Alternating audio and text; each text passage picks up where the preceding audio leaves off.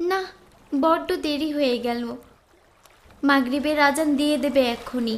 আজ নামাজ পড়তে নির্ঘাত দেরি হয়ে যাবে। এমন সময় পানি ফুরাতে হলো, শীঘ্রই পানি নিয়ে বাড়ি ফিরে অজু করতে হবে। আজ চারপাশটা কেমন যেন স্যাঁতস্যাঁতে, আর ঠান্ডা ঠান্ডাও লাগছে। একটা চাদর পেঁচিয়ে আসা উচিত ছিল। এ সময় কেউ এই দিকটায় আসে না। উনি একেবারে নামাজ পড়ে ফিরবেন, তার জন্য শরবত বানিয়ে রাখতে হবে। সারাদিন আজ বড্ড ক্লান্ত লাগছে। ও আল্লাহ, এসব কি? পানির বদলে রক্ত হয়ে গেল কেমন করে?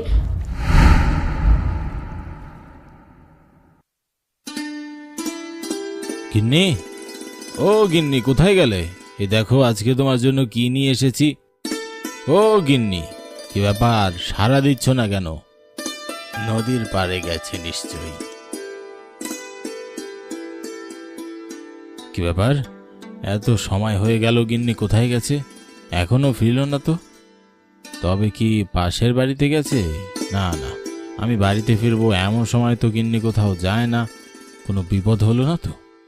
আমি একটু আশেপাশে খোঁজ নিয়ে দেখি।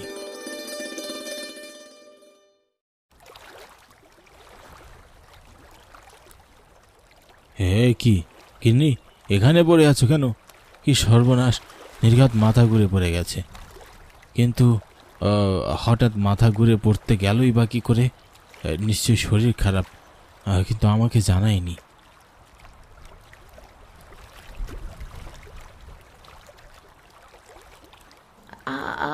আমি আমি কোথায়? তুমি এখানে পড়ে আছো কি করে? মাথা ঘুরছে? কি হয়েছে তোমার? মনে পড়েছে, আমার সব মনে পড়ে গেছে। আমাদের এখানে নিশ্চয়ই কোনো জিনের কুদৃষ্টি পড়েছে। শীঘ্রই বাড়ি চলুন, এখানে আর এক মুহূর্তও থাকা যাবে না। সে কি, কি বলছো তুমি এসব? আমাদের এখানে জিন কোথা থেকে আসতে যাবে? সেসব আমি জানি না, আমার ভীষণ ভয় করছে। শীঘ্রই চলুন এখান থেকে। এই নদীর পাড়ে নির্ঘাত কোনো জিন আছে। আহা গিন্নি, আগে বলবে তো কি হয়েছে তোমার সাথে, নয়তো আমি বুঝবো কি করে আসলে কোনো জিন টিন আছে কিনা। আমি যখন দেখলাম ঘরে পানি নেই, তখন এখানে পানি নিতে এসেছিলাম। মাগরিবের আজান দেওয়ার কিছু সময় আগে নদী থেকে পানি তুলতেই দেখি পানির জায়গায় রক্ত। সেই দৃশ্য দেখে আমি সহ্য করতে না পেরে বোধহয় জ্ঞান হারিয়ে ফেলেছিলাম।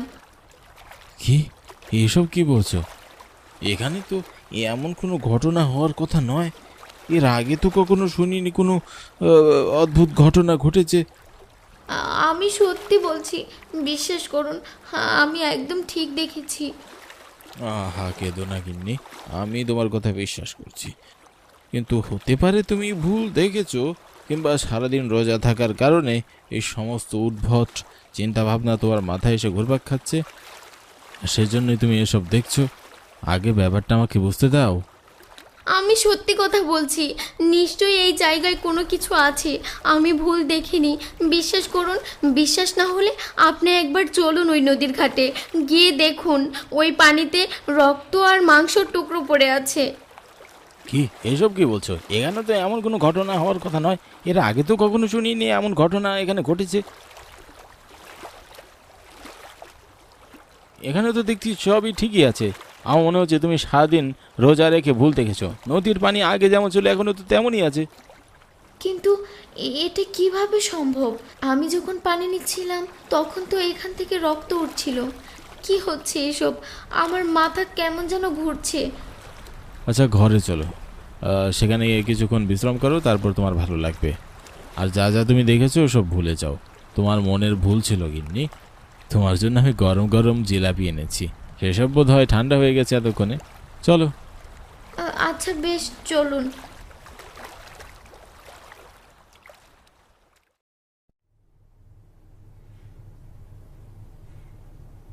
এই ভাই, একটু আস্তে আস্তে হাঁট। আমি তোর সাথে হাঁটতে পারি? শিগগিরই হেঁটে আয়, ফজরের আজান দিয়ে দিবে একটু পরেই। শিগগিরই যেতে হবে, ইমাম সাহেব বলে দিয়েছে সময় মতো নামাজ পড়তে। আজান দেওয়ার আগেই যেন মসজিদে পৌঁছে যাই। তোর সাথে আমি হাঁটতে পারি না। আমার ছোট ছোট দুই পা নিয়ে এত জোরে জোরে কিভাবে হাঁটবো বল? একটু আস্তে হাঁট ভাই। ওরে বোন, এখন আর আস্তে হাঁটলে চলবে না, নতুন মসজিদ একটু দূরে। তাড়াতাড়ি না হাঁটলে যে আজানের পরও পৌঁছাতে পারবো না। নতুন মসজিদটা যেন কেমন কেমন। কেমন কেমন আবার কি, সুন্দর করেই তো বানিয়েছে। সুন্দর হয়েছে ঠিক আছে, তবে কেমন যেন একটু ভুতুরে ভুতুরে। ভুতুরে ভুতুরে? আমরা যে সকালবেলা যাই এর জন্য হয়তো তোর ভয় করে। এমনিতেও শীতকালে সকালে একটু দেরি হয়, অন্ধকার রাস্তা দিয়ে যেতে হয়, তার উপরে কিছুটা গাছপালাও আছে, তাই ওরকম একটু ভয় ভয় করে। তুই যাই বলিস ভাই, আমাদের আগের মসজিদটাই ভালো ছিল। আমাদের বাড়ি থেকে খুব কাছে ছিল, আর এত ভয় লাগতো না। এই নতুন মসজিদটা কেমন জানি গা ছমছমে। ভয় পাস না বোন, আমি তো তোর সাথেই আছি নাকি। চল এখন তাড়াতাড়ি চল, বক বক করে অনেকটা সময় দেরি করিয়ে দিলি।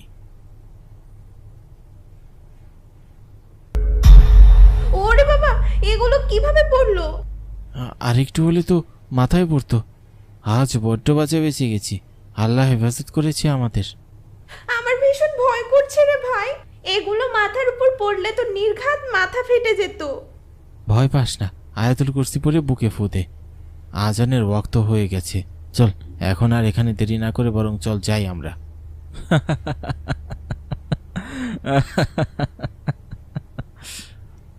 এ কি, অমন করে কে আসছে? কাউকে তো দেখতে পাচ্ছি না, এমন ভয়ানক গম্ভীর গলা কার? এখানে এলেই আমার গা ছমছম করে, এখন আবার হাসির শব্দ শুনছি। ভাইয়া শীঘ্রই চল এখান থেকে, নিশ্চয় কোনো জিন এখানে আছে। আমার ভীষণ ভয় করছে ভাই। ভয় তো আমারও করছে, চল চল তাড়াতাড়ি এখান থেকে পালাই। الله أكبر الله أكبر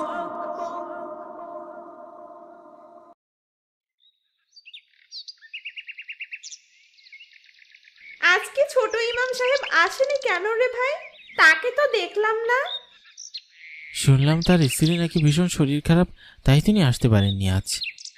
সে কি, রহিমা খালার শরীর খারাপ? শুনলাম তো তাই। আজ একবার পড়াশোনা শেষে রহিমা খালাকে দেখতে যাবি বোন? আমিও সেটাই ভাবছিলাম, রহিমা খালাকে একবার দেখতে যাব। আচ্ছা ঠিক আছে, পড়াশোনা শেষ হলে আমরা দুইজন মিলে রহিমা খালাকে দেখে আসব। তবে দাদা, আজকের ঘটনাটা তুই কাউকে বলিসনি। একবার ভেবেছিলাম বড় ইমাম সাহেবকে বলবো, কিন্তু তারপরে ভাবলাম থাক, বলার দরকার নেই। ওই রাস্তা দিয়ে অনেক মানুষ যাতায়াত করে, এরপরে যদি সবাই একই কথা শুনে তাহলে আরও ভয় পেয়ে ওই রাস্তার কেউ যাবে না। হতে পারে আমাদের মনের ভুল ছিল, কিংবা অমন কিছু ছিল যেটাতে ভয় পাবার কিছু নেই, তবু আমরা ভয় পেয়ে গেছি। তাই আগে ভাগে কারো মনের মধ্যে ভয় ঢোকানোর দরকার নেই। ছোট ইমাম সাহেবকে একবার জানাবো ভাবছি, তারপরে এসে যা বলে তাই হবে।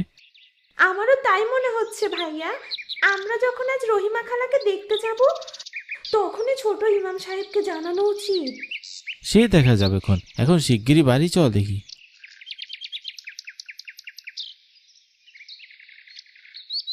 গিন্নি, সেই যে জ্বরে পড়েছো এখনো চোখ খুলুনি। আমি ভাবছি একবার ডাক্তারের কাছে নিয়ে যাব। গতকাল মাগরিবের আজানের সময় ভয় পেয়েছে, এরপর থেকে ভীষণ জ্বর। জ্বর কোনোভাবেই কমছে না। ওষুধ অবশ্য খাইয়েছি, কিন্তু তবুও জ্বর কমছে না। ছোট ইমাম সাহেব, আজকে যদি আপনি মসজিদে যেতেন তাহলে আপনাকে একটা কথা বলতাম। কি কথা বল এখন? ইমাম সাহেব, মসজিদের ওই রাস্তাটা একদমই ভালো নয়। তুই থাম বোন, হতে পারে আমাদের মনের ভুল, আগে থেকে কোনো কিছু কে খারাপ ভাবা উচিত না। কি হয়েছে আমাদের মসজিদের পিছনের রাস্তায় বল? আপনি তো আগে আমাদের বাড়ির সাথে মসজিদের ইমাম ছিলেন, তাই আমাদের সেই মসজিদে যেতে খুব একটা দেরি হতো না। সেই মসজিদে কাজ শুরু হবার পর নতুন মসজিদ বানানো হয়েছিল।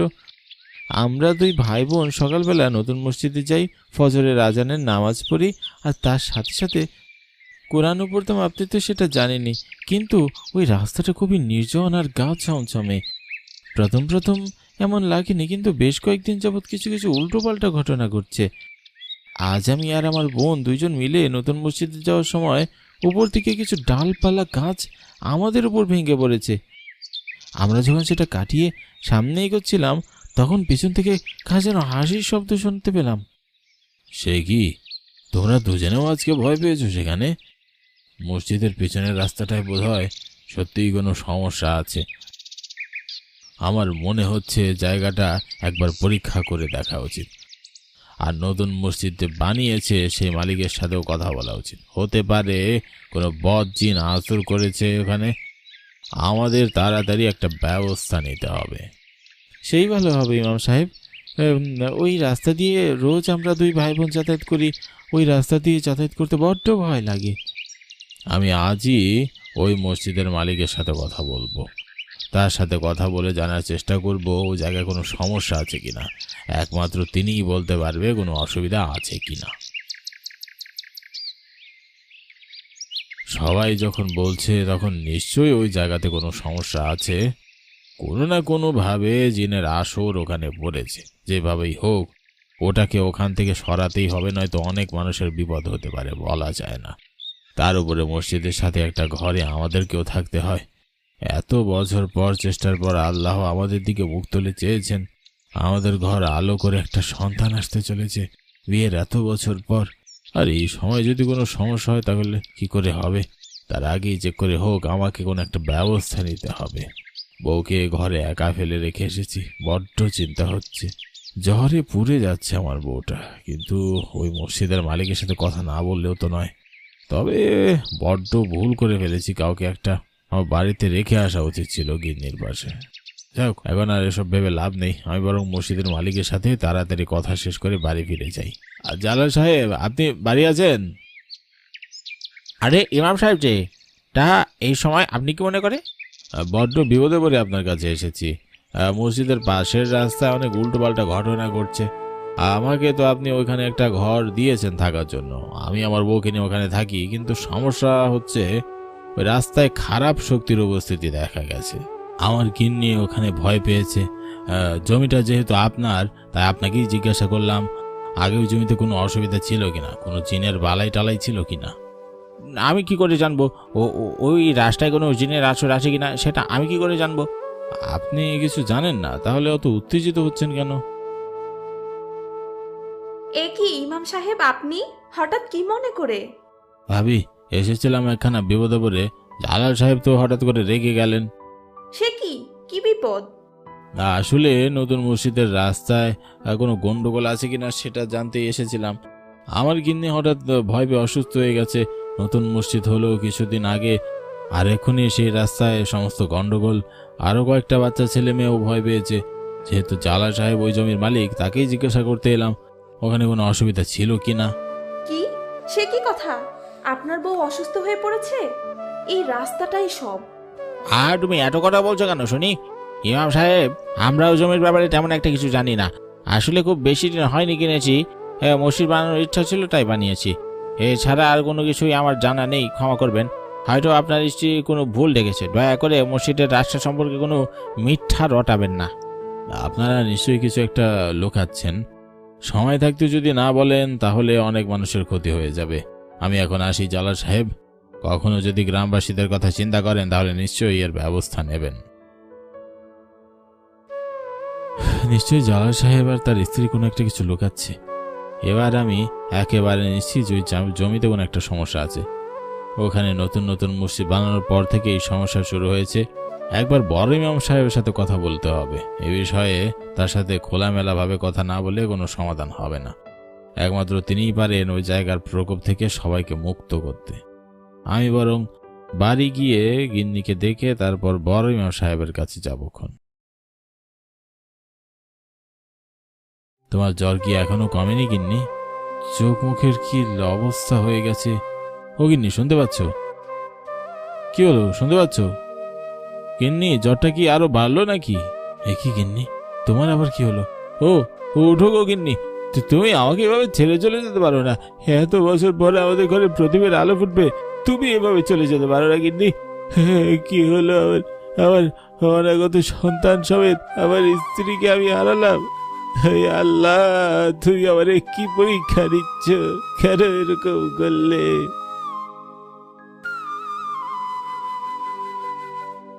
কেঁদো না, প্রত্যেকটা মানুষের জীবনের একটা নির্দিষ্ট সময় আছে চলে যাওয়ার। যে কোনো বাহানায় তাকে এই পৃথিবী ছেড়ে চলে যেতে হয়। এটাই উপরওয়ালার নির্দেশ। তুমি খুবই ভাগ্যবান যে রহিমা মায়ের মতন একজন জীবন সঙ্গী পেয়েছিলে। চলে যাওয়া মানুষের জন্য আহাজারি করতে নেই। বড় ইমাম সাহেব, আমি যে কিছুই মানতে পারছি না। আমার গিন্নি আমাকে ছেড়ে চলে গেল, সবকিছু হয়েছে ওই জিনের জন্য। আমার গিন্নি এত সহজে ভেঙে পড়া মানুষ নয়। তবে ও ভীষণ ভয় পেয়েছিল, কিছুতেই যার কম ছিল না। আসলে নতুন মসজিদ হওয়ার পর তুমি সেখানে ইমামতি করতে গিয়েছিলে।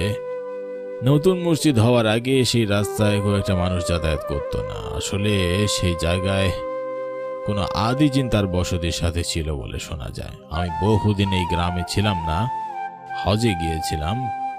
এসে দেখি এখানে নতুন মসজিদ হয়ে গেছে। আমি ভেবেছিলাম হয়তো এই জায়গাটা এখন স্বাভাবিক হয়ে গেছে, কিন্তু এখন তো দেখছি না। লোকমুখে শোনা কথায় খুব একটা বিশ্বাস আমি অবশ্য করতাম না। তবে তোমার গিন্নির সাথে যা হয়েছে তা দেখার পর তো বিশ্বাস করতেই হচ্ছে। এই সব কিছু জমির মালিক জালাল সাহেব জানেন, কিন্তু তিনি কিছুই স্বীকার করলেন না। তার স্ত্রী কিছু বলতে চেয়েও বলেননি, স্বামীর জন্য মুখ বুজেছিলেন।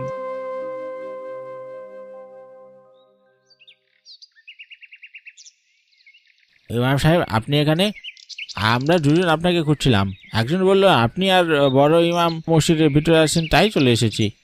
আপনার স্ত্রী মারা গেছে এটা শুনে খুব কষ্ট হচ্ছিল, তাই আর থাকতে না পেরে চলে এলাম। জালাল সাহেব, আপনি কি সত্যি সত্যি মসজিদের রাস্তা সম্পর্কে কিছুই জানতেন না? জানতাম বড় ইমাম সাহেব, আমাকে ক্ষমা করে দিন। আসলে আমি যখন এই জমিটা কিনেছিলাম তখন জানতাম না যে এই জমিটা কোনো কারণে অভিশপ্ত। এখানে যখন আমি আর আমার স্ত্রী থাকতে শুরু করি তখন থেকে আমাদের সাথে উল্টোপাল্টা ঘটনা ঘটতে শুরু করে। এত দামের জমি ছেড়ে দিতে কোনোভাবেই মন চাইছিল না, তাই জমিটা মসজিদ বানানোর সিদ্ধান্ত নেই। ভেবেছিলাম মসজিদ বানালে হয়তো উল্টোপাল্টা ঘটনা কমে যাবে, কিন্তু ওই জিন যে এত শক্তিশালী সেটা তো ভাবিনি। সেদিন যখন ইমাম সাহেব এলেন বাড়িতে তখন তার মুখ থেকেই আমি কথাগুলো শুনলাম, আর আমিও কিছু বলার সাহস পাইনি। একথা যদি আরও আগে জানাতেন তাহলে হয়তো আমার স্ত্রীটা বেঁচে যেত। তবে অন্য কারোর যেন ক্ষতি না হয় সেই ব্যবস্থা এখন নিতে হবে। ওই রাস্তার চারিদিক বন্ধ করতে হবে ওই জিনের জন্য।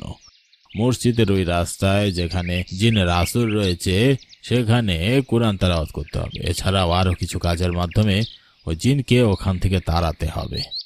হ্যাঁ, ঠিক বলেছেন আপনি বড় ইমাম সাহেব, আমাদের আজই ব্যবস্থা নেওয়া উচিত।